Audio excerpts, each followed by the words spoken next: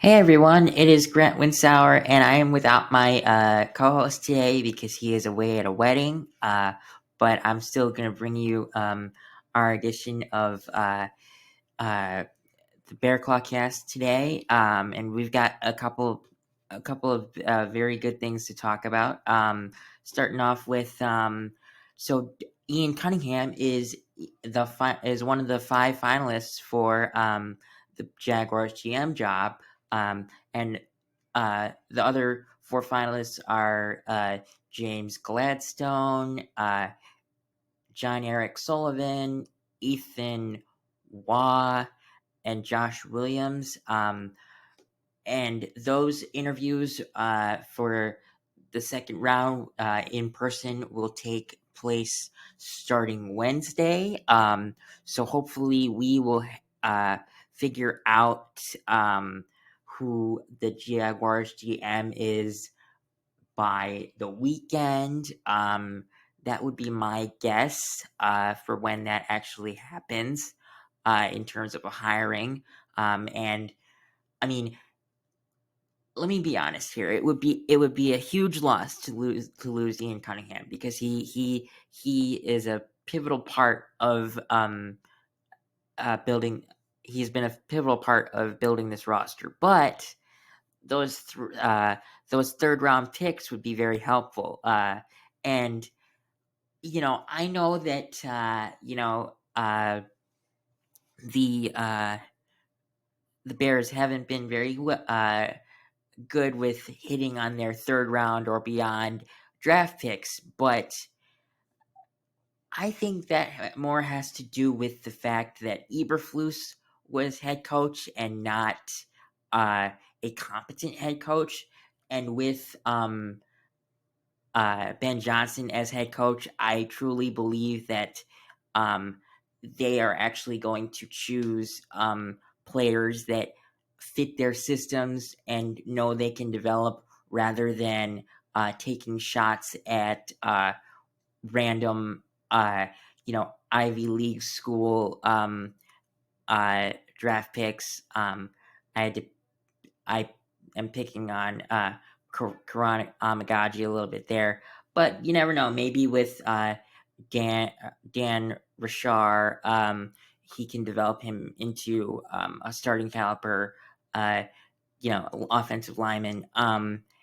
So I would assume that Ian Cunningham is the leading candidate because a lot of people on the internet have said that. And another thing is Ian Cunningham and Liam Cohen share an agent, so they do know of each other.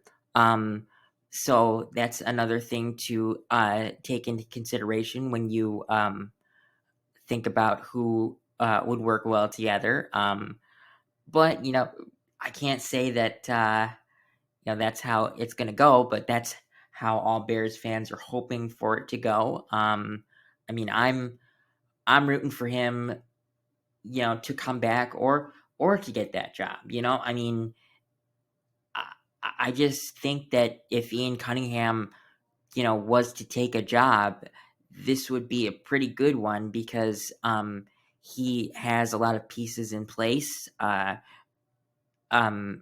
biggest one being a quarterback with Trevor Lawrence. And I know that people on the internet have thought about trading Trevor Lawrence, but that's just ridiculous because you just signed him to a 5-year, $275 million contract.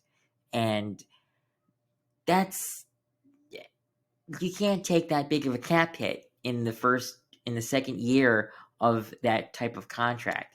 So, and Liam Cohen, even though he's bounced around in NFL coaching positions, he has called very good offenses, and with Trevor Lawrence and with Brian Thomas Jr. and the other pieces that they have in the Jaguars. I don't think he's going to do a bad job. It's just my concern is how good of a staff did he actually build? Because when you look at Liam Cohen's staff in terms of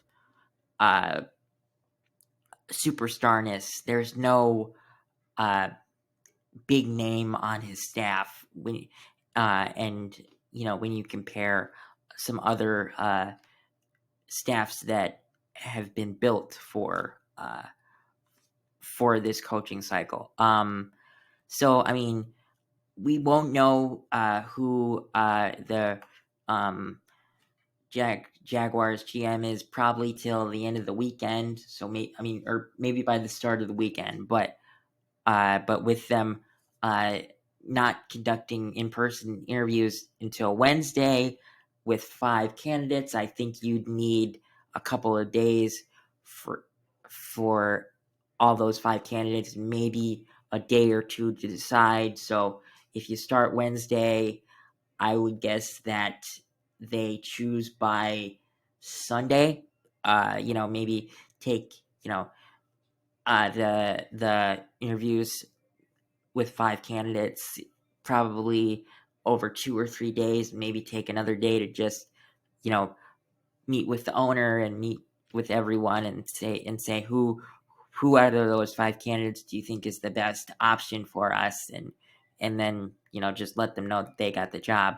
But I would say that we know by Sunday at the latest for that. And whoever gets that job, I wish them luck. I want it to be Ian Cunningham so we can get the extra draft picks for this year and next year. But maybe it doesn't work out that way, and you never know. Maybe next year, a team that has a better built out roster, doesn't succeed, and they need to, let go of their GM. And Ian Cunningham likes that situation and proceeds to show that he can, fill it out and finish the roster and gets a job next year. But who knows? He might get a job this year. And if he does, I wish him all the luck in the world.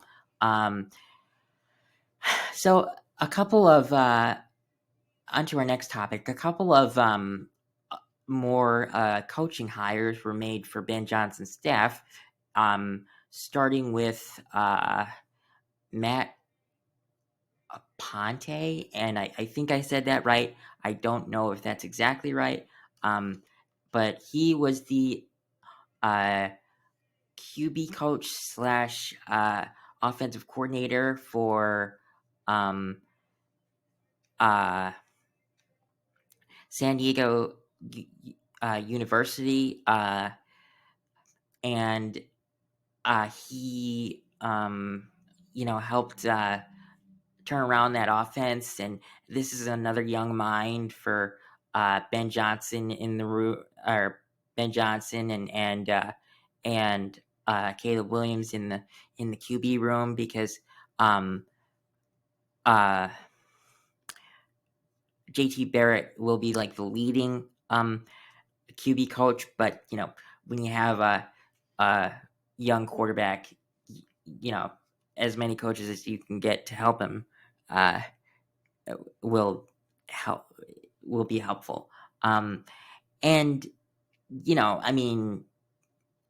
there's basically 3 coaches that are going to be the QB coach, because Ben Johnson is going to be a part of the development of Caleb Williams. So I can't wait to see what he does with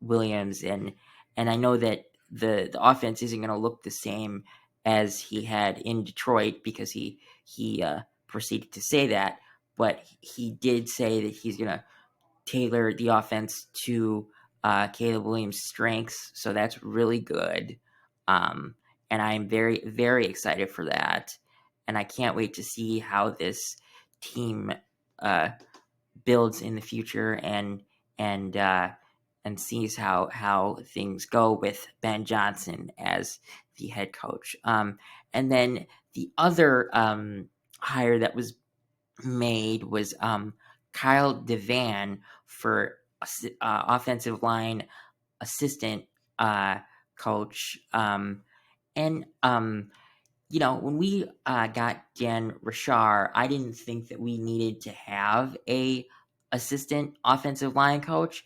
But here's the thing: Rashar is 64. So let's say that he has a 5-year contract like Ben Johnson to line up with him and all that stuff.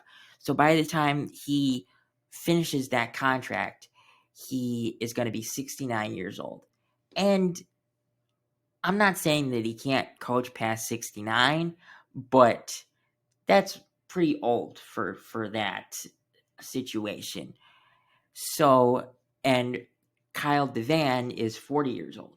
So, if Rashar and DeVan's contracts line up, DeVan will be 45 and Rashar will be 69. So let's just say that Rashar wants to hang it up and call it a career as a coach. With Kyle DeVan being 45, you can literally hand the keys over to him and make him the full-time offensive line coach in DeVan. And DeVan is a really good offensive line coach because he's a former player that played in the Super Bowl with the Indianapolis Colts. I think in 2006 when we actually lost the Super Bowl for the Bears. That's a little disappointing, but he bounced around, a little bit from practice squad to practice squad. But he eventually turned over a new leaf with the Colts and won a Super Bowl. So I think that's going to be successful. And then and Dan Rashar and Kyle DeVan have worked together in the past, with DeVan being his assistant in New Orleans for a couple of years. So they know each other, and they, so he's probably coached DeVan up for a while through that, time in New Orleans. So really, he knows what kind of system Richard likes to run, and then so by the time that Richard most likely retires in the next after his contract is over, I think DeVan will be set up perfectly to be the next leading guy as the offensive line coach. And if DeVan wants to get an offensive line assistant for himself when that happens, by all means. The more successful coaches that we have, the better this team will be. And when you look at this coaching staff, it looks like it's a very successful type of staff. Ben Johnson should be successful. Dennis Allen has been a very successful defensive coordinator in the past. Declan Doyle, we can't really say much about him because he hasn't been an offensive coordinator before. But when you're a tight ends coach, before you're an offensive coordinator, you're involved in the run game and the pass game, so that's helpful. Richard Hightower was probably the best special teams coordinator available at the time. I just talked about Dan Rashar and Kyle DeVan, so I won't really talk about them. JT Barrett wasn't necessarily a successful quarterback in the NFL, but he was very successful in college. I don't know much about Aponte. I think that's how you say it. Antoine Randall L. He was great. He was a great player when he was playing in the NFL. He won a Super Bowl with the Steelers.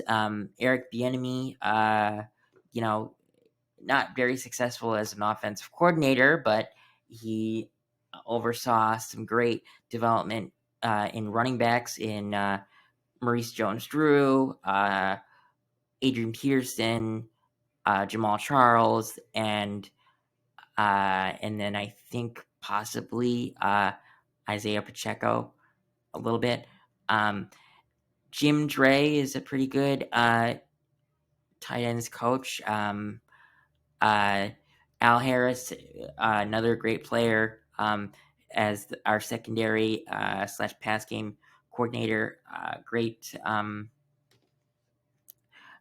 player and great coach. I mean, in order for Mike McCarthy to keep him on the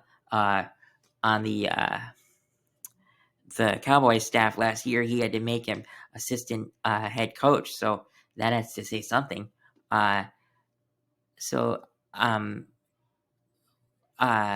You know, and you know, I'm not going to go over like the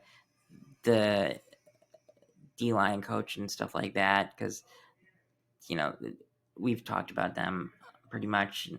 But and then there's a couple things that I wanted to talk about before I head out and just end this. So I read a story this morning or yesterday on Sports Mockery, and it talked about possible players that the Bears and Ben Johnson could look to trade. And I want to give my case for each one of them. So the first one is DeAndre Swift, and this one is a little interesting to me because he posted over 1,300 total yards this past season. That's what the article says. But let's remember that when Johnson has worked with Swift before in Detroit, you know, and they traded Swift to Philadelphia after the 2022 season. The only thing is, for me, I don't think you can do it quite yet because he DeAndre Swift posted over 1,300 total yards with a terrible offensive line. I mean, the interior of the offensive line was terrible. I mean, you had third string backup offensive linemen as your starters. And with Ben Johnson being the head coach and the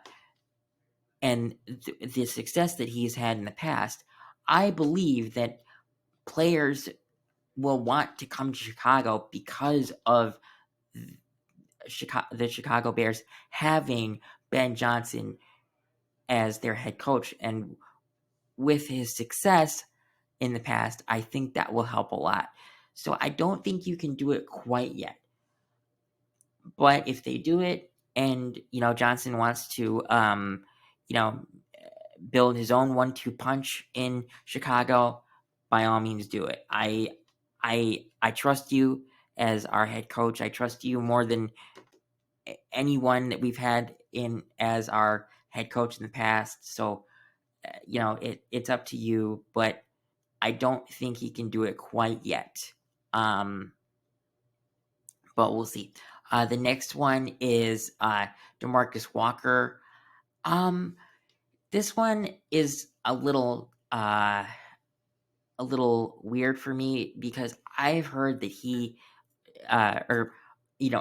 people on Twitter have talked about him being a cap casualty, you know, and if you let him go, you clear up like $5.5 million in cap space. And I know that you can, you know, you would get an extra draft pick if you tried to trade him, but really, when you think about it, how much of a draft pick could you get for him? When you look at his stats here, I'll pull up his stats real quick from the last couple of years. Give me 1 second here.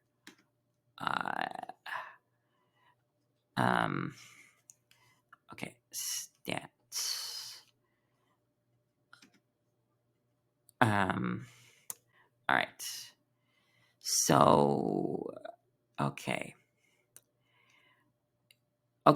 When no, this isn't by year. Let's see.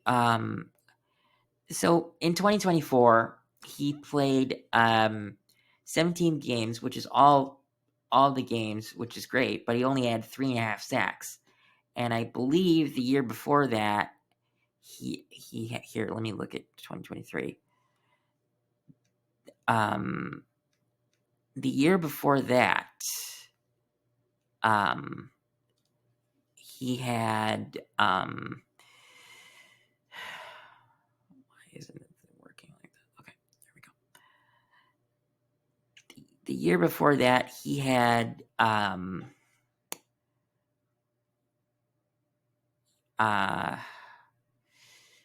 still on the wrong year, damn it.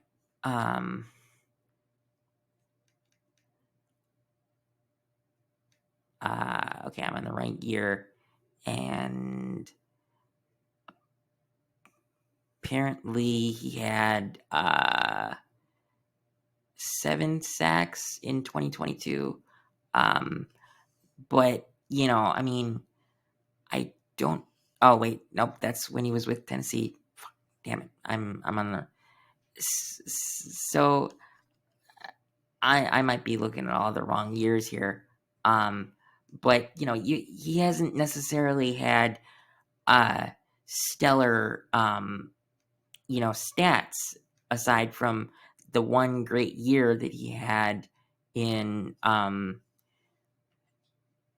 before we signed him in 2022. So I mean, I would rather cut him and get the extra $5.5 million to spend on someone else rather than get a 5th round draft pick for him, because after the 4th round, you're pretty much just taking best player available, no matter what the position is. So I'd rather cut him than try to trade him for less than what we should get. And then the final player on this list is Jack Sanborn. I mean, he's a homegrown talent. He's from Lake Zurich, but he's a very reliable player. But apparently his athletic limitation may not sit well with Ben Johnson and his new staff. Dennis Allen has long preferred athletic linebackers in his defense. Sanborn is more of a downhill thumping type who works best against the run. He will fit somewhere, but it might not be in Chicago, and that's what the article says. That's not my words. So that's thanks to sportsmockery.com, so I don't get taken down or flagged for using someone else's information. But I mean,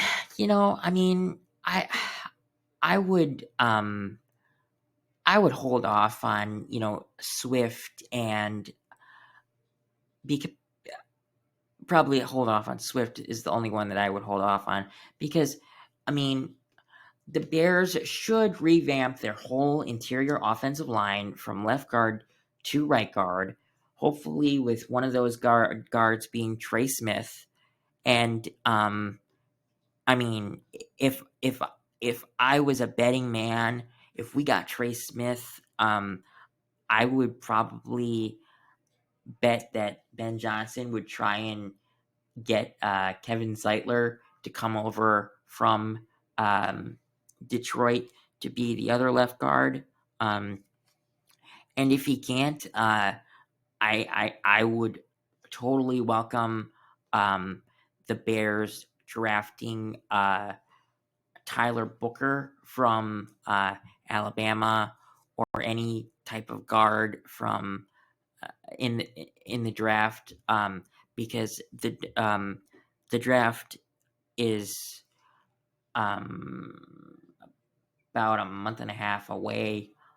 The combine is actually in 10 days from now, which is going to be really fun to watch. But I mean, the prime positions, or the prime like spots to draft offensive linemen in this draft is the second and third round, and we have 2 second-round draft picks this year, and possibly 2 third-round draft picks if Ian Cunningham gets hired as the Jaguars GM.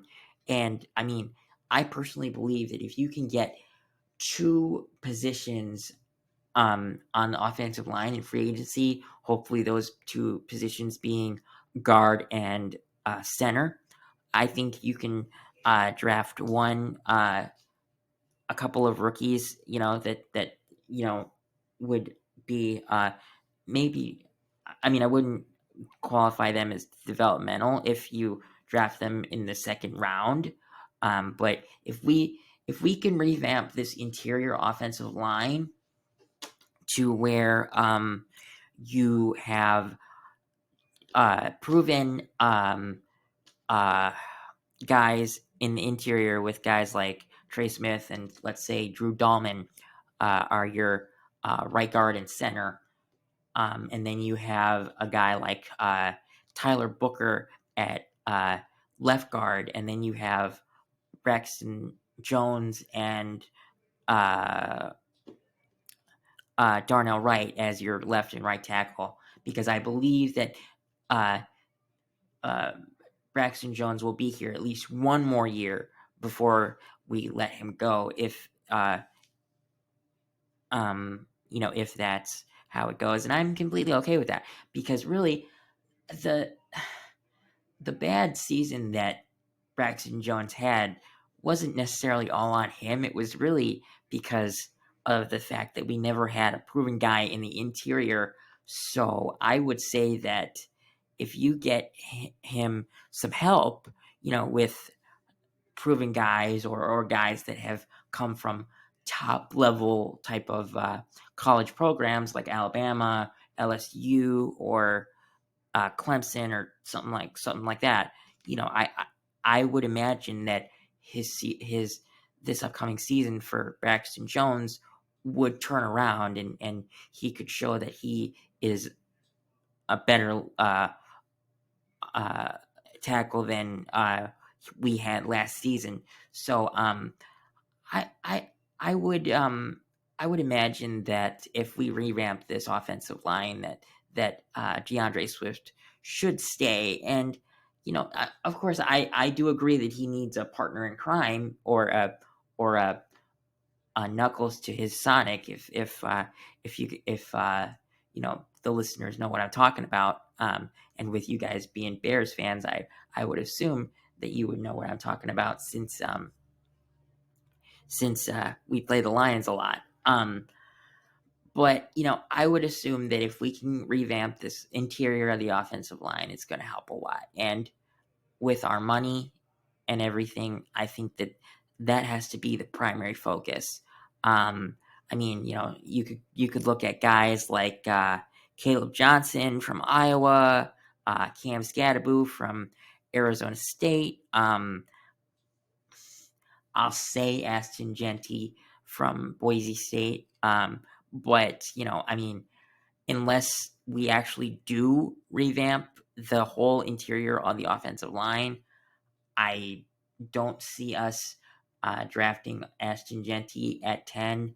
I would feel much more comfortable if we took a guy like Will Campbell or Calvin Banks at that spot, or maybe an edge rusher, depending on what Ben Johnson and everyone in the scouting department and everything else decides is the biggest need at that point. And who knows, maybe we trade back a little bit and get an extra draft pick or two, which I would also welcome. But yeah, I think that's going to be the podcast for today. I don't have much else to say. I hope you guys enjoyed today. I'm sorry that my voice might not seem that great. My mouth is a little dry, but I'm fine. So we'll see you next week. Jack will be back next, for next week's podcast, and we'll probably start doing the mock off seasons a little bit. I would say that we will do a free agency thing. Maybe a mock draft and stuff, and we'll start talking about that. So